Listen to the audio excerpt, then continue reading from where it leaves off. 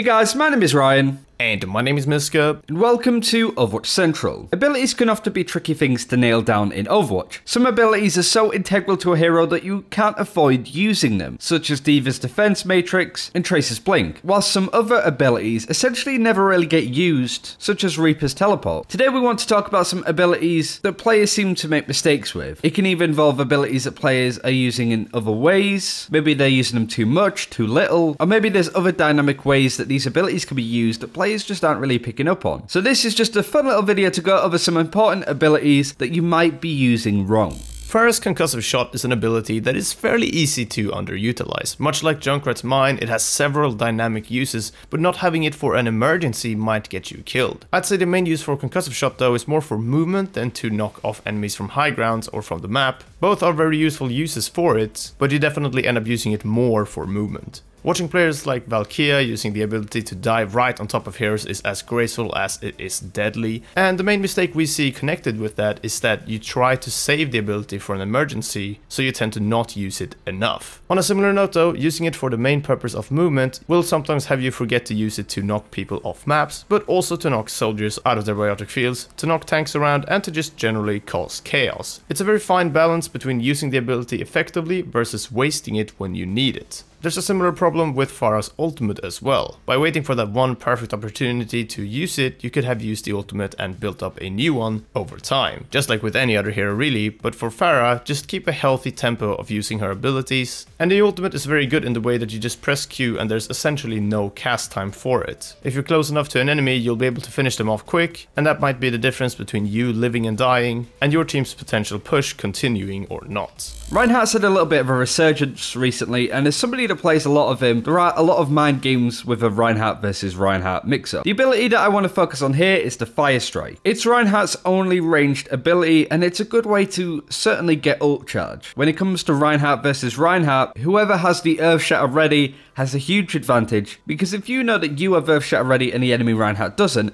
there is very little to stop you from just walking past him and ulting the enemy team behind him. What does this have to do with Fire Strike? Well, it's the main way to build up ultimate when you're fighting from a distance. It also puts you at a little bit of risk, seeing as you're dropping your shield. You could be slept, you could be hooked, you could be taken apart very easily by being greedy with it. The main thing that I want to say about Fire Strike is the little mind game that goes on. When you have your ultimate, you don't really want to be using Fire Strike all that often. You're just mildly damaging the enemy for the healers to top them up. You're giving them ult charge. But then you end up with the interesting theory that you should stop Fire Striking when you have your ultimate, but that makes it really easy to telegraph when the enemy Reinhardt has his ultimate because he stops Fire Striking. So you end up in this weird situation where you're actively trying to miss Fire Strikes, so you can give off the impression that you still don't have your ultimate ready, but are just really bad with landing those Fire Strikes. But the reason why people may be using Fire Strike wrong simply boils down to not being smart when you're using it. By just throwing it out to get that ult charge, to really focus on getting that Earth Shatter down, you put yourself and your team at such risk that half the time it isn't even worth really doing.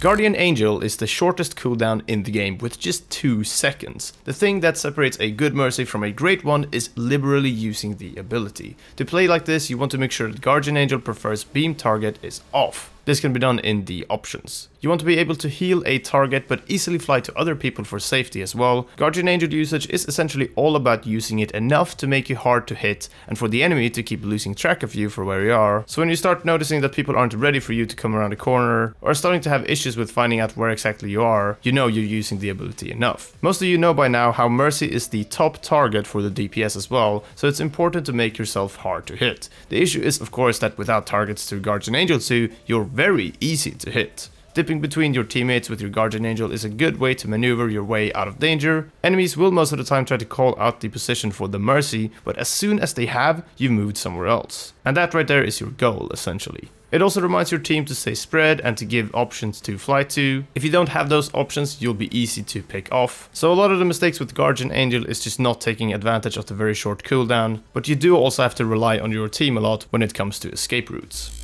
Ever since Boombox has been a bit of a household name for Zenyatta players, we've seen a lot more players wanting to use the alternate shot, right-clicking and just spamming people down. This is an ability in itself that didn't have an awful lot of use until we saw these pro Zenyatas actually play at the moment. But that's not the ability that I want to focus on here, it's actually both of the orbs. Zenyatta is the support, and more often than not I see a Zenyatta focusing too much on trying to nail those 30-40 yard headshots on the enemy team versus actually putting the orbs on important targets. It's a real problem with tunnel visioning where you're trying to do a lot of damage and especially spam down people with a right click, which kind of incapacitates you for a few seconds. But the orb game is so much more important to Zenyatta than actually nailing those headshots and getting those kills. I mean, it's great if you're a Zenyatta and you have a damage medal, but that might also mean that you're not quite focusing on your job in the team, which is of course to support them. Specifically, Zenyatta doesn't work in the same way of just topping up the rest of his team like Lucio, like Ana does, for example. Zenyatta's all about giving advantages to his team when they're in a one-on-one situation. If the Genji is trying to dive the Mercy, you want to be putting the orb on the Genji to give him an advantage, and a Discord orb on the Mercy to give her a disadvantage. Your orb priority, shouting out who's been targeted, and to help your team really nail down these heroes once a week is far more important than trying to get those crazy Boombox-esque headshots on, because first and foremost, Boombox's orb game is on point that he can then focus on getting those right clicks in. So the mistake is fairly simple, don't neglect your orbs.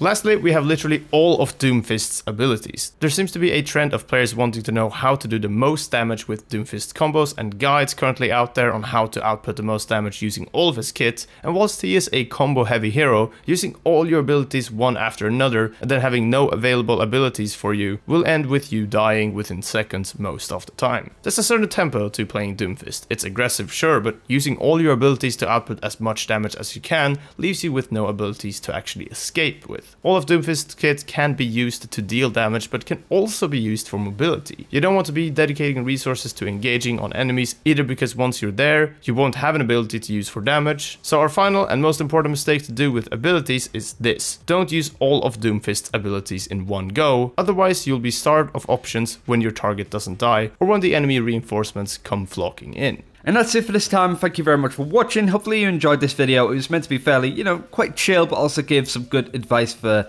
any of these heroes that you may be learning. Do let us know below if there are any abilities that you feel that we've missed off the list. Give you meme answers as well. It's for a good laugh as well, I suppose. And also like and subscribe this video if you enjoyed it. We'll be sure to do more in the future. And until next time, take care, and we'll see you then.